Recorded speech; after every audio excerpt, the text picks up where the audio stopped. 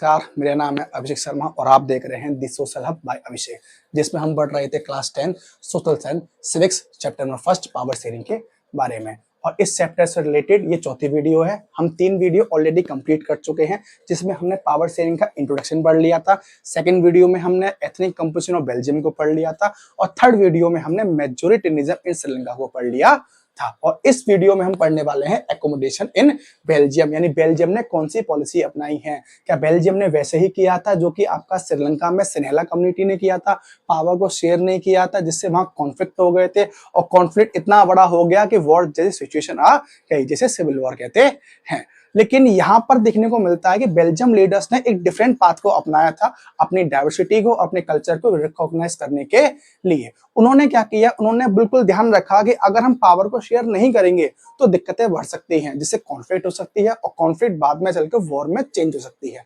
इसलिए उन्होंने अपने कॉन्स्टिट्यूशन को 4 टर्म अमेंड किया, जिससे जितने भी आपके पॉसिबल चांसेस हो सकते थे उनकी कम्युनिटी के ओपिनियन और उनकी कम्युनिटी के इंटरेस्ट को ध्यान में रखा जा सके। और उसी में आपके कुछ मेजर पॉइंट्स हैं, 4 पॉइंट्स हैं जो शेडिंग में पढ़े जाएंगे। चलिए स्टार्ट करते हैं शेडिंग को।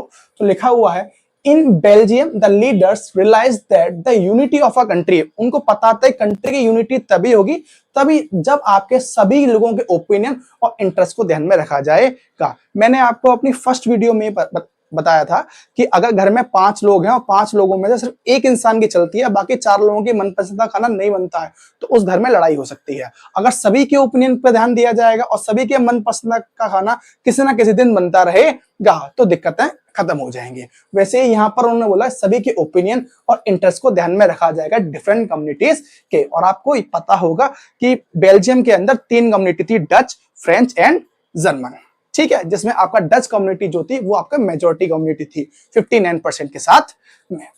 Belgian leaders amend the constitution. इसलिए उन्होंने क्या किया, जो बेल्जियन लीडर्स थे उन्होंने अपने कॉन्स्टिट्यूशन को अमेंड करना स्टार्ट किया। अमेंडमेंट का मतलब होता है चेंज करना। जब कॉन्स्टिट्यूशन में चेंज करते हैं उसे अमेंडमेंट कहते हैं। उन्होंने कितने टाइम किया, उन्होंने 4 टाइम अपने कॉन्स्टिट्यूशन क्या किया, चेंज किया। और आपका जो ईयर था वो 1970 से लेकर 1993 के बीच में चेंज किया था। आपको याद होगा कि 1950s और 1960s के बीच में बेल्जियम के अंदर टेंशन डेवलप हो रही थी डच एंड फ्रेंच कम्युनिटी के बीच में।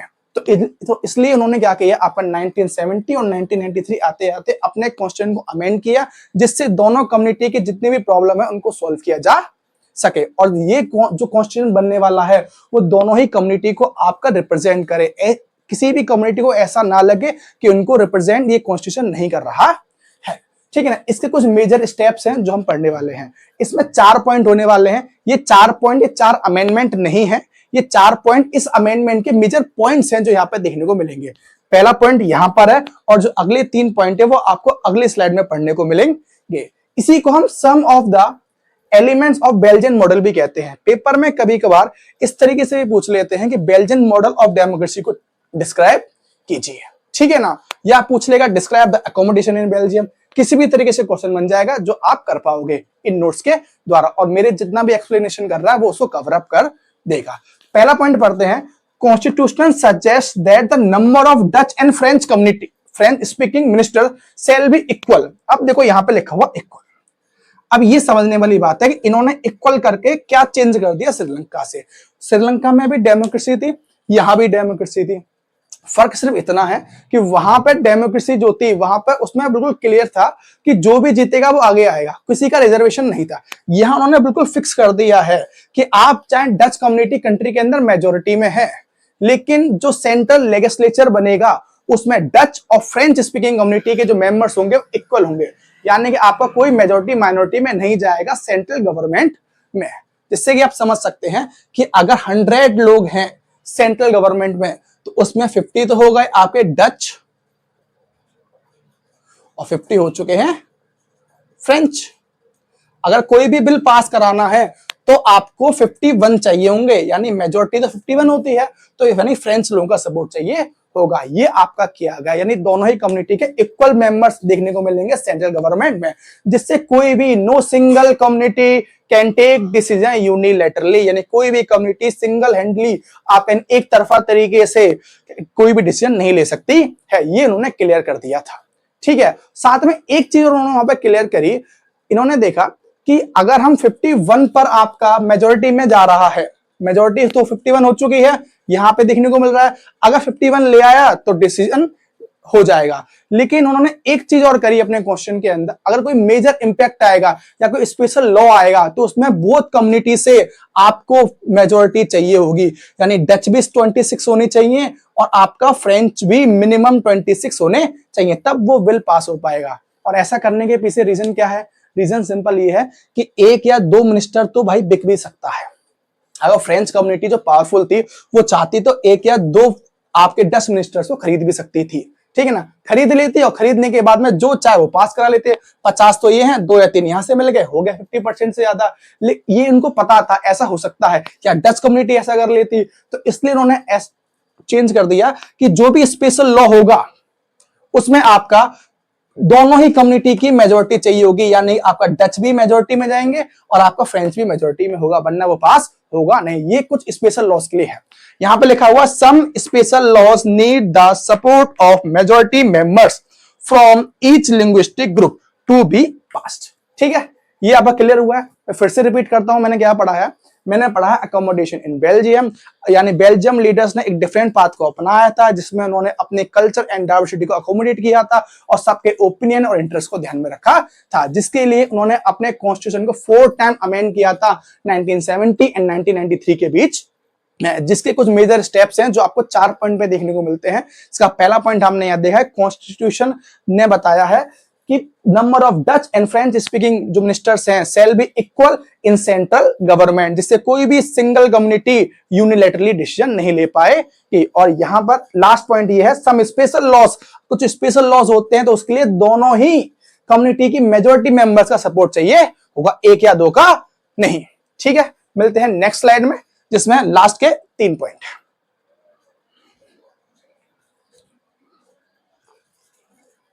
इस हेडिंग में अब 3 ही पॉइंट बचे हैं।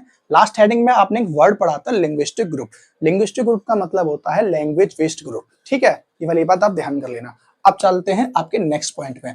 नेक्स्ट पॉइंट में क्या है, सेंट्रल गवर्नमेंट अपनी पावर्स को स्टेट गवर्नमेंट के साथ में शेयर करती है, ठीक है ना। और साथ में क्या होता है, जो स्टेट गवर्नमेंट यहां पर होती है वो सबऑर्डिनेट नहीं होती है सेंट्रल गवर्नमेंट के लिए। तो इसमें ये देखने को मिल रहा है कि आपका फेडरल गवर्नमेंट बन रही है यहाँ पर, ये फेडरलिज्म का एग्जांपल होता है। और जो फेडरलिज्म है वो आपका नेक्स्ट चैप्टर है जिसमें आपको फेडरलिज्म डिटेल में पढ़ने को मिलेगा, यानी कि जो पावर सेंट्रल स्टेट गवर्नमेंट के साथ में शेयर की गई है उस पावर से आपका सेंट्रल गवर्नमेंट का कोई लेना देना नहीं है, यानी कि स्टेट गवर्नमेंट उस पर जो भी डिसीजन लेना चाहे अकेले ले सकती है बिना सेंट्रल गवर्नमेंट से पूछे। और जो स्टेट गवर्नमेंट बनाएंगे यहाँ पर आपका 2 रीजन्स लिखा हुआ है, ये 2 रीजन्स में बनाए गए हैं। और आपको पता है कि 2 रीजन्स में पहला रीजन था आपका फ्लेमिश, जिसमें आपका डच कम्युनिटी मेजोरिटी में थी, और दूसरा था वेलोनिया जिसमें जो फ्रेंच कम्युनिटी है वो मेजोरिटी में थी, यहाँ पर देखने को मिलती है। तो आपको ये क्लियर है, मेनी पावर जो सेंट्रल गवर्नमेंट ने शेयर करी है किसके साथ में, स्टेट गवर्नमेंट के साथ में, जो कि 2 रीजन ऑफ द कंट्री रहेगी। और स्टेट गवर्नमेंट आपका सबऑर्डिनेट नहीं होगी सेंट्रल गवर्नमेंट के साथ। ठीक है, ये फेडरलिज्म का एग्जांपल है। आपको ढंग से ये वाली लाइन जो होगी वो फेडरलिज्म वाले चैप्टर में पढ़ने को मिल जाएगी। अब पढ़ते हैं next, separate government was formed for Brussels with equal representation of both communities. अब समझने वाली बात यह है, जैसे आपका डच कम्युनिटी ने क्या किया, वो मेजोरिटी में थी कंट्री में, उसने फ्रेंच कम्युनिटी के साथ में पावर को शेयर किया और उनको equal opportunity the central government में। वैसे ही डच कम्युनिटी भी तो उनसे कहेगी भाई आप ब्रसेल्स में 80% के साथ में हो, कोई आपका बहुत का गैप है 80 और 20 में, 20% डच थे, 80% के साथ में हो, तो हमें यहाँ भी इक्वल रिप्रेजेंटेशन चाहिए। हमने आपको कंट्री में दिया, आप हमें कैपिटल में दीजिए। तो क्या होता है, यहाँ पे ब्रसेल्स में एक सेपरेट गवर्नमेंट बनाई जाती है। भाई फ्लेमिश रीजन के लिए स्टेट गवर्नमेंट अलग है, वेलोनिया रीजन के लिए स्टेट गवर्नमेंट अलग है। जो फ्लेमिश रीजन में जो भी कैपिटल है ब्रसेल, उसके लिए एक अलग सेपरेट गवर्नमेंट बनाई जाएगी जिसमें इक्वल रिप्रेजेंटेशन रहेगा, सेम जैसा किसमें था आपका सेंटर की गवर्नमेंट में था। इक्वल रिप्रेजेंटेशन रहेगा बोथ कम्युनिटीज में। बोथ कम्युनिटीज कौन सी, फ्रेंच और डच कम्युनिटीज के बीच में। ठीक है, ये क्लियर हुआ। अब है a third kind of government. Third kind of government ही तो है, एक थी सेंट्रल गवर्नमेंट, एक थी स्टेट गवर्नमेंट। स्टेट गवर्नमेंट में भी आपने 3 गवर्नमेंट है, एक है फ्लेमिश रीजन की गवर्नमेंट, एक है वेलोनिया रीजन की गवर्नमेंट, एक है ब्रसेल्स की गवर्नमेंट। अब इसमें तीसरी तरह की गवर्नमेंट देखने को मिल रही है, वो है आपकी कम्युनिटी गवर्नमेंट। अब सर एक कम्युनिटी क्या होती है भाई? कम्युनिटी का मतलब भी आपको समझ में आ रहा है। हम यहाँ पे स्पीकिंग से बात करने वाले हैं, यानी डच, फ्रेंच और जो जर्मन स्पीकिंग पीपल्स हैं वो अपनी कम्युनिटी गवर्नमेंट इलेक्ट कर सकते हैं, चाहे वो पूरे बेल्जियम में किसी भी रीजन में रह रहे हो।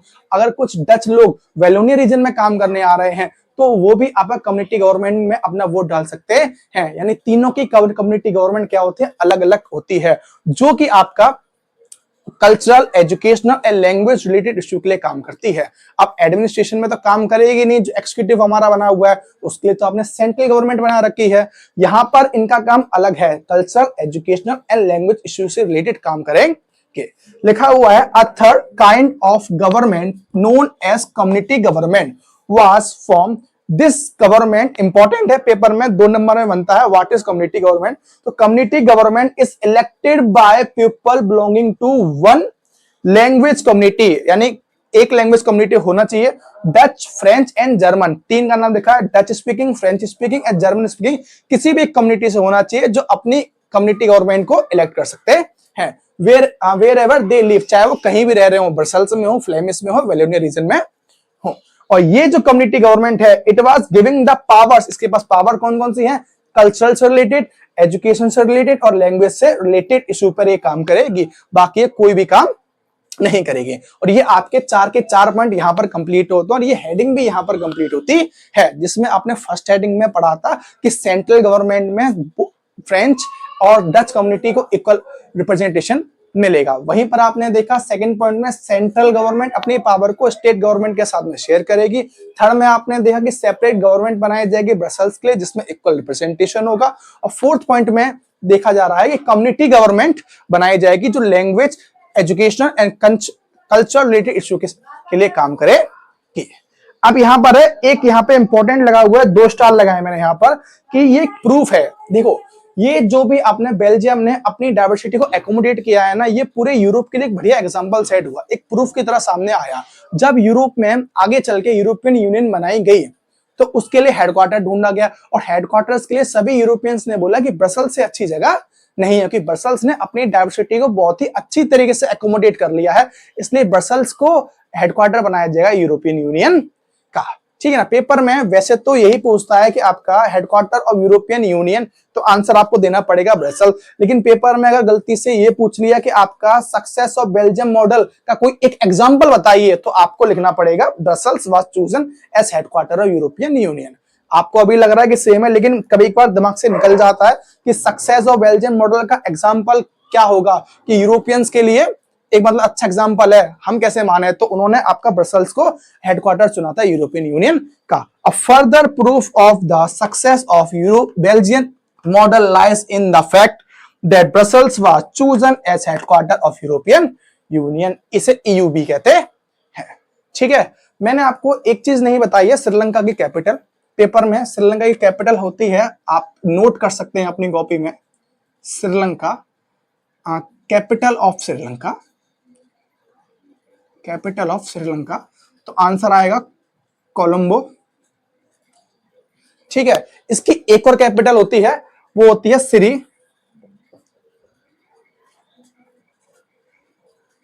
जयवर्धनेपुरा कोटे। पेपर में पर ये वाली पूछते नहीं है, क्योंकि ये लेजिस्लेटिव कैपिटल होती है जहां पार्लियामेंट होती है। पेपर में बाय चांस ये वाली पूछी जा सकती है, कोलंबो, तो आप नोट डाउन कर लेना। मिलते हैं अगली हेडिंग में। अगली हेडिंग का नाम है why power sharing is desirable, और ये हेडिंग आपकी पूरी कंप्लीट होती है। ठीक है, नमस्कार।